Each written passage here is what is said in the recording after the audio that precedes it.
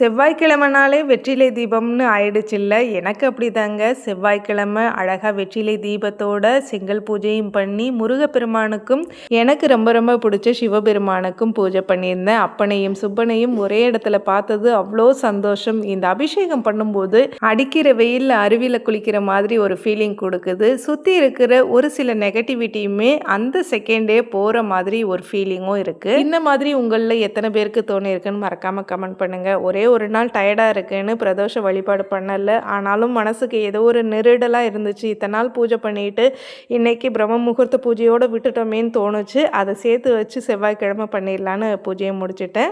அது மட்டும் இல்லை, செங்கல் பூஜையில் உங்களுக்கான பிரார்த்தனைகளில் முக்கியமாக தாரணி வேலுன்னு ஒரு சகோதரிக்கு குழந்தை பாக்கியம் வேண்டியும் இந்த பிரார்த்தனையை சக்ஸஸ்ஃபுல்லாக முடிச்சுட்டேன். இதோட கண்டினியூஸாக நாளைக்கு 48ஆம் நாள் பிரம்ம முகூர்த்த பூஜை. உங்களுக்கான பிரம்ம முகூர்த்த பூஜைன்னு சொல்லியிருந்தேன் இல்லையா, நல்லபடியாக வெற்றிகரமாக நாளைக்கு சக்ஸஸ்ஃபுல்லாக முடிக்கணும். உங்கள் பிரார்த்தனைகளும் நிறைவேறணும். ஓம் நம சிவாய.